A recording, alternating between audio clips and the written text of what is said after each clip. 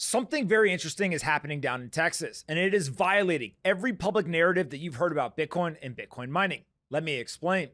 First, you have to understand how the electrical grid works in the state of Texas. There is a ton of renewable energy, oil and gas infrastructure that's been put in over the last few decades.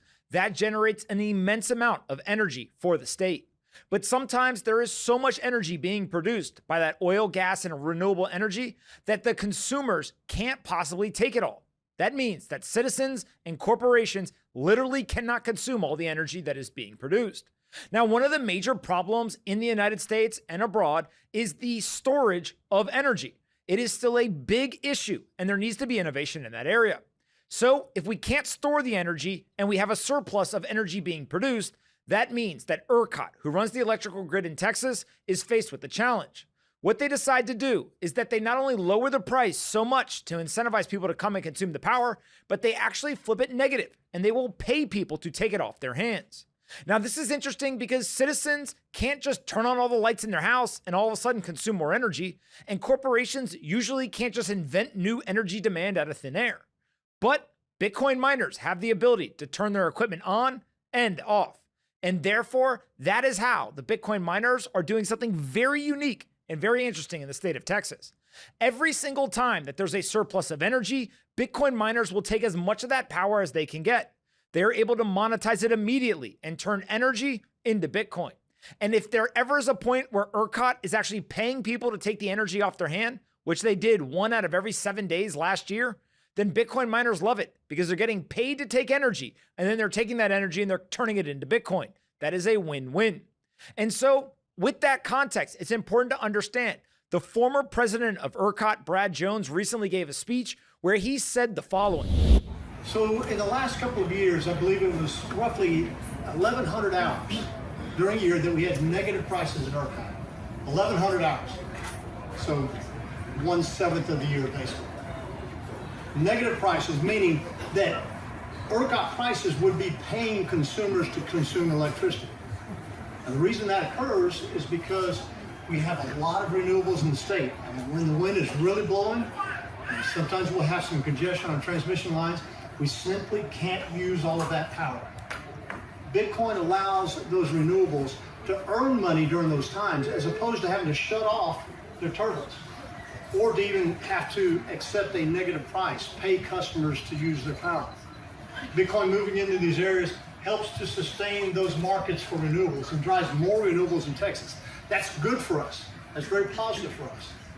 And then when prices go up, Bitcoin has been very sensitive to that price. It used to be about 150 bucks. I think it's somewhere around $100 today.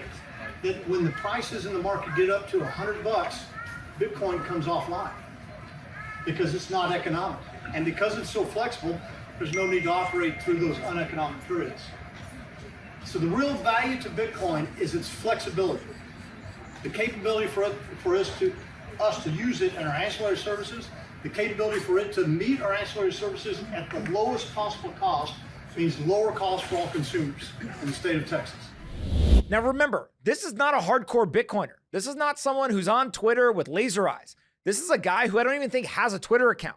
He simply is the former president of ERCOT, which runs the electrical grid of Texas. And he is saying that Bitcoin not only is good because it's helping to build out more renewable energy infrastructure, but it also is dropping the cost of energy for all of the almost 30 million citizens of the state of Texas. Another way to think of this can be found in my friend Peter McCormick's new video, Dear Elizabeth Warren, all about Bitcoin mining. Here's a clip. So the way the energy grid works is that you always need to match generation with supply. So it always needs to be a real-time balancing. So a grid operator will dispatch generation that is matching the loads, and then it requires the transmission take that power from the generation to the demand. But at all times, supply always has to equal demand. Talk to me about the impact that this whole site has had on the local community here. We came here, this was a forest. A prior company had come here and promised 400 jobs and delivered none. So it was real easy for somebody to say, don't tell us something you're not going to do. And we're like, well, it's real simple. Let's go put lights ourselves on the playgrounds so parents could watch their kids play sports at night, because The school system didn't have enough money to do it, so we paid for it. And how many jobs have been created here for the community? We have about 280 physical on-site here at Riot. In addition to that, we have 450 full-time contractors. When you see someone like Elizabeth Warren criticizing Bitcoin, knowing there are jobs here and what it's doing for people, that must piss you off. I'm disappointed in their approach because I've invited everyone. 24 hours a day, 7 days a week, I will meet you. If you take such a strong stance against something and you haven't taken the time to go look into it, like, come on. Are you aware of like the regulatory pressures that come on to Bitcoin, complaining about the energy usage? Yeah. Are you aware of that kind of pressure? Yeah, absolutely. A lot of people around here think they take all the energy and drive our energy cost up. What I would say to them is, be glad they're here, and here's why. When we had a winter storm 2 years ago, hardly anyone in this town lost power because they were able to power down and we could take power off the grid, which is in our backyard. And people don't realize they sell a lot of that back. Dear Elizabeth Warren, I'm writing to you because you have a misinformed understanding of Bitcoin that will harm not just Americans, but people all around the world. I remember watching you fight against the bad actors on Wall Street, fighting for American families and holding the big banks accountable. I don't think you have realized it yet, but Bitcoin is a tool that helps your fight. Bitcoin is a very American idea. It represents freedom, and Bitcoin mining is a very American industry. It's hard work, boots on the ground, innovation.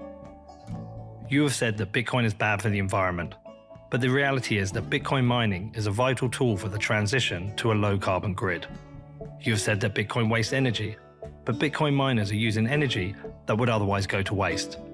You have also said that Bitcoin has made grids unstable, but I have spoken to experts who state that it is the exact opposite. Bitcoin miners are working directly with grid operators to stabilize energy supplies, which will reduce customer prices.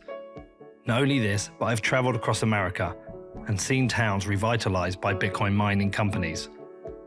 When you work against Bitcoin, you aren't just working against American people and values. You are working against disadvantaged people everywhere, the people that need this the most. What Bitcoin is doing for America, it is doing for marginalized people throughout the world, creating jobs, providing stable energy, and banking the unbanked. Elizabeth, how do you want to be remembered? As someone who tried to derail one of the greatest innovations the world has seen, or someone who did their best for the little guy, not just in America, but throughout the world?